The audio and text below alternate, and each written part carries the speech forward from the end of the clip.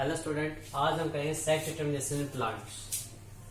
ठीक है, तो सेक्स डिटर्मिनेशन इन प्लांट्स की बात आती है तो सबसे पहले एलन ने बताया था कि 1940 के अंदर लिस्ट प्रिपेयर की जिसके पास sex chromosome has been reported, जिनके पास सेक्स क्रोमोसोम प्रेजेंट है उनकी एक लिस्ट बनाई। ठीक है, और उसके बाद जो वास्टन गार्ड थे उन्होंने क्या किया, prepare the list of specific presence of heteromorphic chromosomes. ठीक है, हेटेरोमॉर्फिक क्रोमोसोम्स जिनके पास प्रेजेंट थे उनकी एक लिस्ट प्रिपरेशन की। ठीक है, जिनके पास वेल एस्टेब्लिश थी उनकी भी और जो नहीं थी उनकी भी, मतलब दोनों सेपरेट फॉर्मेशन किया। ठीक है, और जो हेटेरोमॉर्फिक सेक्स डिटर्मिनेशन के अंदर मेन रोल प्ले करता है वही उसी के एग्जांपल ऊपर कैनाबीज और मेलेंड्रियम एल्बम के अंदर डिस्कवरी की, रिसर्च किया गया। ठीक, क्या कि क्यों कि हेटेरोमॉर्फिक जो स्ट्रक्चर मतलब सेक्स क्रोमोसोम होते हैं वही रिस्पॉन्सिबल होते हैं for the sex determination in plant. ठीक है, तो फर्स्ट वन हेटेरोमॉर्फिक जेनेटिक जानेंगे, हेटेरोमॉर्फिक जीन्स। ठीक है, हेटेरोमॉर्फिक जीन्स का मतलब ये है कि जिसके अंदर different pair of gene alleles present हो, डिफरेंट अलील्स प्रेजेंट हो, एक्स वाई जैसे डिफरेंट अलील है तो क्या हो गया हेटेरोजेनेटिक। होमोजेनेटिक क्या हो जाएगा, डबल एक्स। ठीक है, ये होमोजेनेटिक हो गया। तो इसके ऊपर रिसर्च किया, उन्होंने पाया कि अगर मान लो कि हम दोनों ही हेटेरोजेनेटिक जीन प्रेजेंट है, मतलब मेल और फीमेल के पास दोनों के पास ही हेटेरोजेनेटिक जीन प्रेजेंट है, तो जो सेक्स रेशियो आ रहा है मतलब जो एफएन प्रोजेनी आएगी, एफएन प्रोजेनी वो डिफरेंट आएगी। कैसे आएगी, 1:2:1 आएगी। अगर क्रॉस करवा के देख लो तो तुम्हें पता लग जाएगा। ठीक है, उस केस में क्या होगा, एक्स वाई और वाई वाई। तो वाई वाई तो पॉसिबल ही नहीं है, एक्स एक्स तो कॉमन आ गया और एक एक्स एक्स तो फीमेल, वही वाई वाई कॉमन नहीं है, ये क्या हो गया 2। तो मतलब डिफरेंट प्रोजेन नहीं आ रही, लेकिन आना चाहिए क्या 50-50 रेशियो आना चाहिए। तो इसका मतलब क्या है, तो एक तो होमोजेनेटिक कैरेक्टर कंटेनिंग है और एक हेटेरोजेनेटिक कैरेक्टर हेटेरोमॉर्फिक जीन कंटेनिंग है। ठीक है, तो जब इनका क्रॉस करवाएंगे तो इस केस के अंदर, तो इस केस में हमें मिलेंगे 1:1 और जो कि सही होगा। ठीक है, क्योंकि इसके अंदर यहाँ पे क्या बनेगा, एक्स वाई बनेगा और यहाँ पे क्या बनेगा, एक्स एक्सिस। इसका मतलब क्या है, 50:50 मतलब 1:1। ठीक है, इसका मतलब साफ साफ ये है कि जब भी हेटेरोमॉर्फिक जीन और होमोजेनेटिक जीन आपस में मिक्स होंगी उसी केस के अंदर जो हमारा रेशियो आ रहा है 1:1 वो आएगा। ठीक है, तो इसी के व्याप में हम कह सकते हैं कि जो प्लांट के अंदर सेक्स डिटर्मिनेशन होता है वो एक होमोजेनेटिक होती है, एक हेटेरोजेनेटिक होती है। लेकिन यहाँ तक किसी ने भी वाई क्रोमोसोम के बारे में डिस्कस नहीं किया कि वो हेटेरोगैमेटिक और होमोजेनेटिक जीन्स के ऊपर अड़े हुए थे।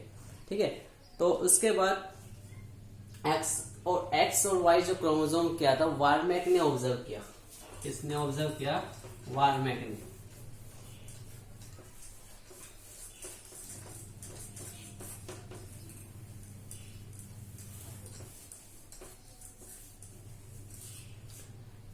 वार्मैक 1946 के अंदर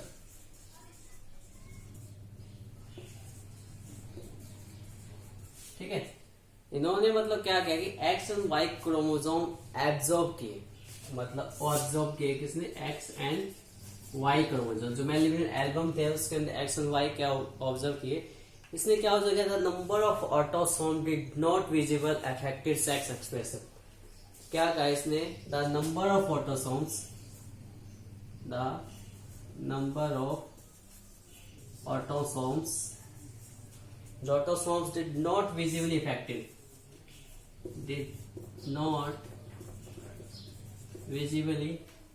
affected sex expression,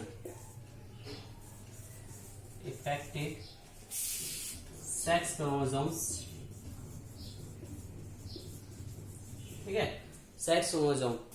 और इन्होंने भी बताया कि Y chromosome is longer than Y chromosomes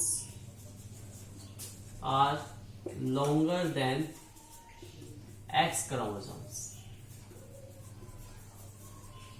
ठीक है, जो वाई क्रोमोसोम है और लॉन्गर देन एक्स क्रोमोसोम बताया। और जो ये हेटेरोमॉर्फिक कैरेक्टरिस्टिक्स आ रहा है, ठीक है, इट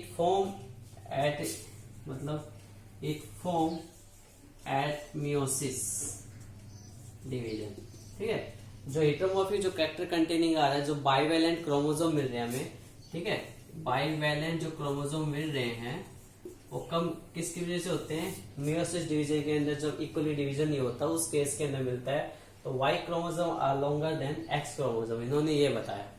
ठीक है, तो इनकी जो डिस्कवरी थी, मतलब रिसर्च थी, उन्होंने कैसे क्लासिफाई किया, क्योंकि अगर वो पेयर सेक्स क्रोमोसोम लेके चलते हैं, ठीक है, एक्स एक्स को लेके चल रहे हैं, तो उस केस में उनके पास जो होमोजेनेटिक जीन आ रही थी उस केस में फीमेल आ रहा था, और हेटेरोजेनेटिक के अंदर क्या आ रहा था, मेल कैरेक्टरिस्टिक्स आ रहा था। इसी चीज को आगे बढ़कर देख ले तो कौन आता है, ब्रिज की अगर थ्योरी पर अगर ध्यान दें, ठीक है, 1923 के अंदर इन्होंने दी थी। ब्रिज ने थ्योरी क्या दिया था, इसने थ्योरी कि जो वाई क्रोमोसोम का कोई रोल प्ले नहीं करता, Y chromosome have no role in sex determination.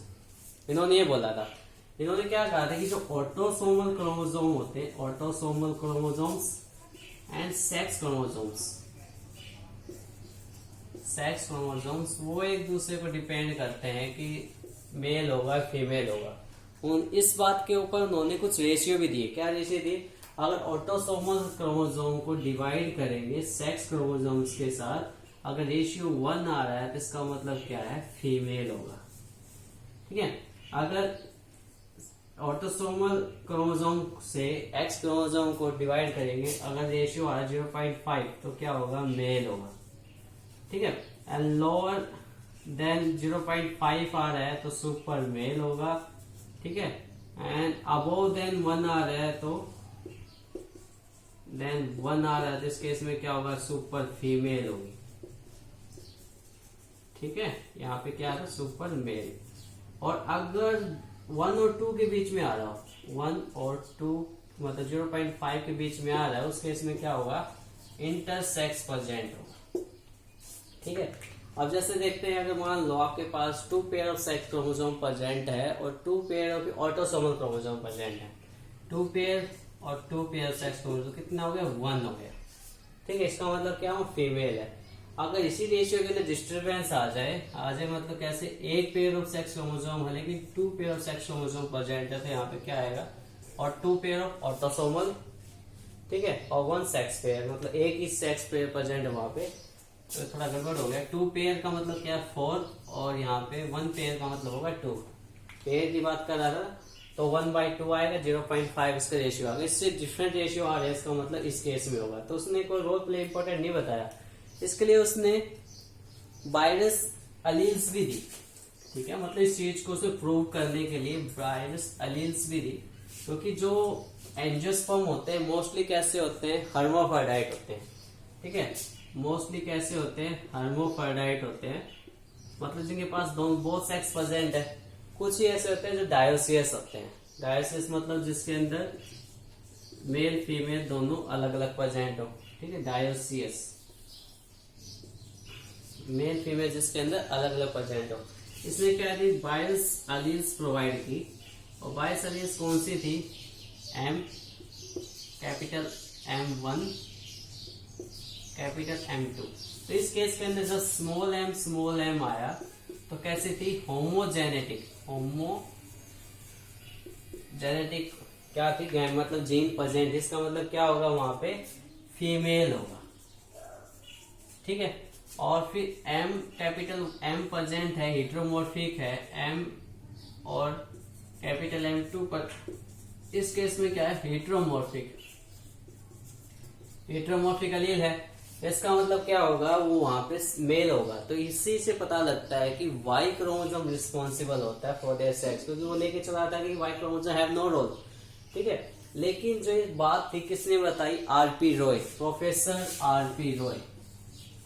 ठीक है, आरपी रॉय ने बताया, कैनाबीज जो फैमिली है उसके अंदर बताया स्टडी करके कि जो वाई क्रोमोसोम है वही रिस्पॉन्सिबल होता है फॉर देयर सेक्स डिटरमिनेशन। ठीक है, या हम बोल सकते हैं हेटेरोजेनेटिक जो जीन होती है, ठीक है, हेटेरोमॉर्फिक जीन या हेटेरोजेनेटिक जीन जो प्रेजेंट होती हैं वो रिस्पॉन्सिबल है। तो इन्होंने एक पेयर दिया, क्या दिया, 2A+ में XX प्रेजेंट है, तो इस केस का मतलब क्या है, वो फीमेल होगी। ठीक है, अगर 4A+ में XXXY प्रेजेंट है तो क्या होगा, मेल होगा। ठीक है। तो इसी वजह से हम पता लगाते हैं सेक्स डिटर्मिनेशन प्लांट। तो Y is responsible for the sex determination plant.